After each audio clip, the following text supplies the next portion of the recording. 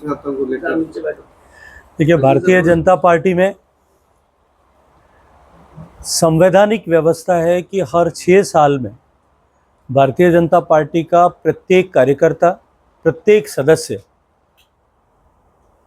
अपने आप को, अपनी सदस्यता का नवीनीकरण करना सभी के लिए अनिवार्य है।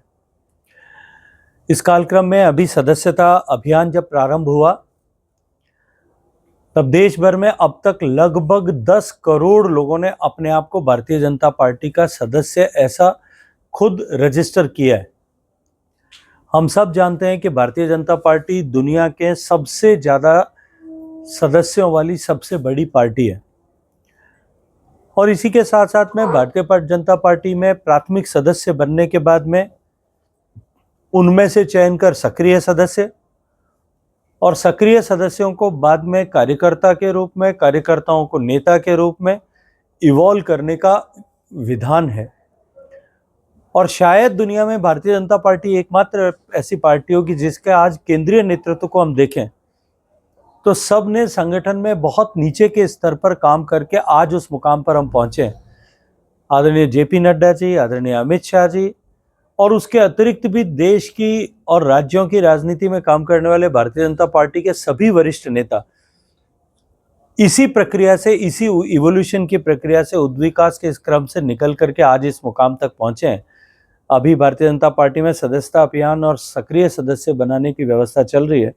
मैं सौभाग्यशाली हूं और मानता हूं अपने आप को कि मुझे भी आज सक्रिय सदस्य के रूप में नामित किया है।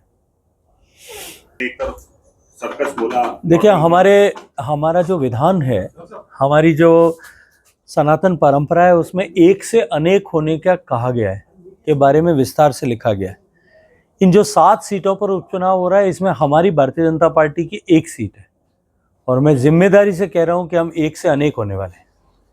जिस तरह से आप महाराष्ट्र और भी कई जगह चुनाव हो रहे हैं, उसको क्या? देखिए, जब हरियाणा का चुनाव हो रहा था तो मेरे मीडिया के सारे मित्र भी,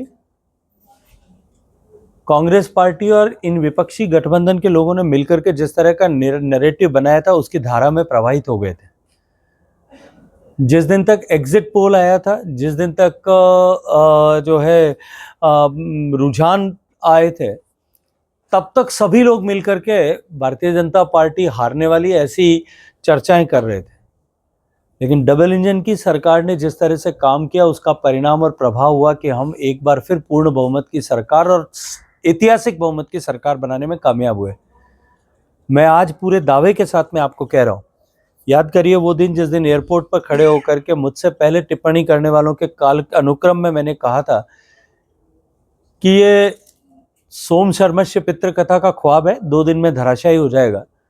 आज फिर मैं आपसे कह रहा हूं और जिम्मेदारी से कह रहा हूं कि झारखंड और महाराष्ट्र दोनों जगह भारतीय जनता पार्टी पूरे बहुमत की सरकार बनाने वाली है। सर, एक और जम्मू कश्मीर में सरकार बनने के बाद अफीम की घटनाएं बढ़ रही हैं।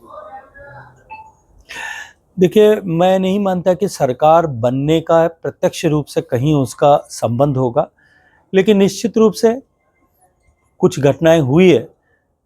इन भारत की सशस्त्र सेनाएं, भारत के सेंट्रल आर्म पुलिस फोर्सेस और जम्मू कश्मीर का प्रशासन मिल करके उन सब के ऊपर प्रभावी कार्रवाई कर रहा है। पहले आतंकवादी घटनाएं होने के बाद में उनकी डेड बॉडीज को उठाने से पहले पथराव होते थे, घंटों तक और कई दिन तक उसके जुलूस प्रदर्शन होते थे। अभी एक व्यवस्था निश्चित रूप से बदली है जिसको आपको भी स्वीकार करना पड़ेगा कि घटना होने के बाद में घटना को अंजाम देने वाले जो व्यक्ति हैं उनको सही स्थान पर तुरंत पहुंचाया जाता है।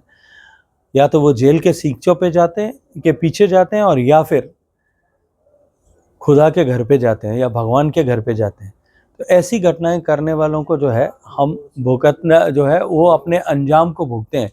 इसको हम निश्चित रूप से सुनिश्चित करेंगे। मैं लगातार उनके संपर्क में हूँ। परिवारजनों ने पहले इस तरह का संदेह व्यक्त किया था कि शायद उसकी हत्या कारित की गई है या कहीं अनहोनी उसके साथ हुई है। डीआरसी की एडमिनिस्ट्रेशन को हमने इस विषय में आग्रह किया था। उन्होंने कहा कि समुचित जांच के बाद में ही, क्योंकि ऐसा विषय आया है तो हम ये बॉडी हैंडओवर करेंगे। वो जांच कल कंप्लीट हो गई है। मंडे को जो है उसका क्लोजर मीमो इश्यू होगा। ट्यूसडे और वेडनेसडे 2 दिन में से लॉजिस्टिक अरेंजमेंट करके उसकी बॉडी यहाँ पहुंचे, उसकी व्यवस्था पूरी हो जाएगी। त्रिकोणीय संघर्ष थ्यूसर की आपने थ्यूसर फीडबैक भी दिया है क्या इसमें? हनुमान बेनीवाल का ये कहना है कि हमारी सबसे विरोधी पार्टी है वो भारतीय जनता पार्टी है, एक समय घटक हुआ करते थे, आपका भी प्रचार में साथ में रहे। देखिए, भारतीय जनता पार्टी खीमसर में विजयी होगी और इसके अतिरिक्त भी जैसे मैंने कहा कि हमारी सलूम्बर 1 सीट हुआ करती थी, हम अनेक सीटों पर विजयी होंगे।